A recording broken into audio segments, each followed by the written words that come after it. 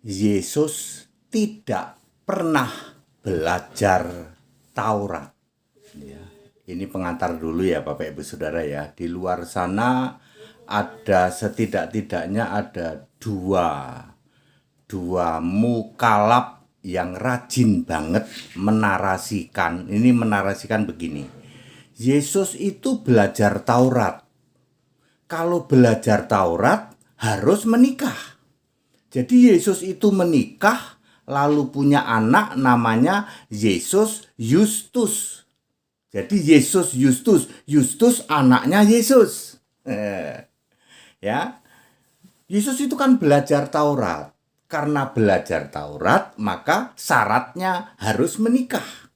Jadi Yesus itu menikah lalu punya anak Justus. Justus Yesus. Ya, Yesus dari Yesus yang disebut Justus. Jadi Justus itu anaknya Yesus. Siapa Pak yang suka menarasikan gitu?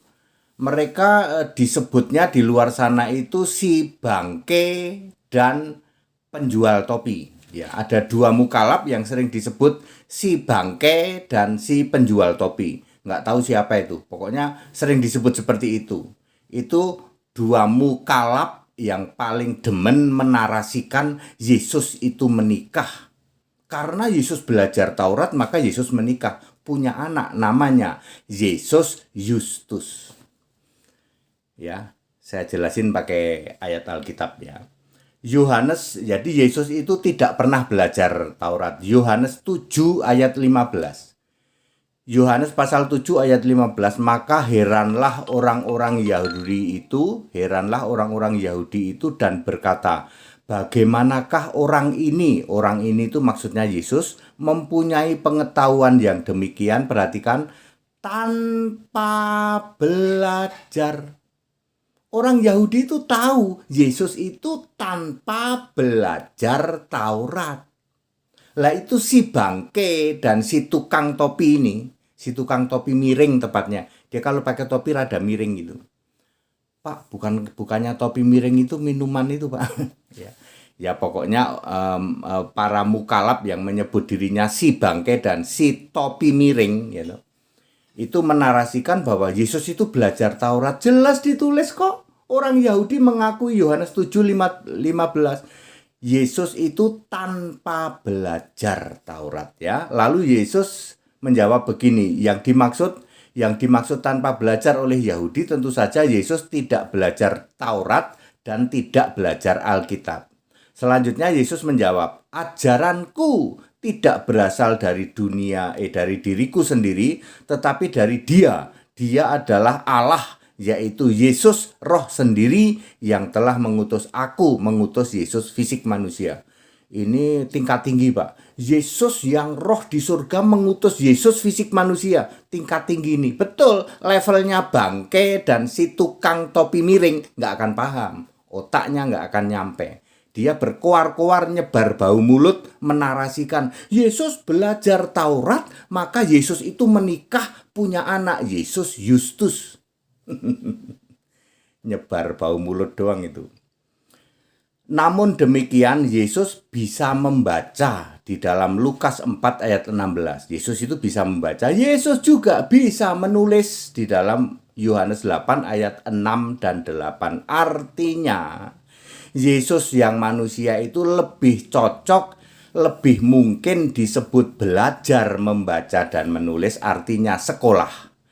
Ya, tetapi tidak belajar agama dan tidak belajar Taurat. Jadi clear, Yesus itu kemungkinan besar sekolah kalau saat itu sudah ada sekolah ya. Kalau sudah ada sekolah ya berarti sekolah ya. Karena dia bisa membaca, bisa menulis. Ya. Tapi dia tidak belajar Alkitab, tidak belajar Taurat. Karena ajaranku, kata Yesus, berasal dari aku sendiri, roh di surga sana, yang mengutus aku yang fisik ini. Gitu.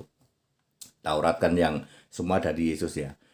Dihubungkan dengan Yesus menghilang pada umur 12-29 tahun. Saat Yesus umur 12-29 tahun, oleh orang-orang sesat, yaitu orang-orang yang tidak mengerti kitab suci, Matius 22 ayat 29, termasuk mukalap si bangke dan si topi miring itu, ya, Yesus dinarasikan menghilang, lalu menikah, lalu belajar agama.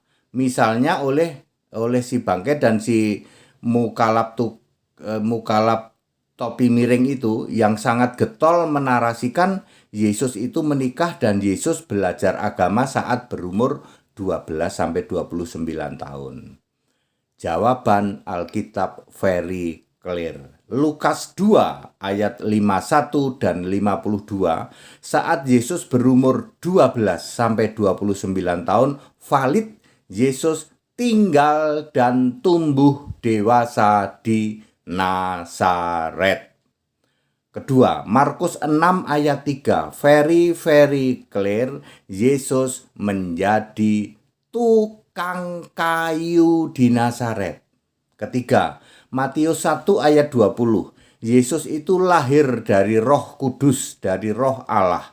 Sama sekali tidak terikat perintah beranak cucu di dalam Kejadian 1 ayat 28.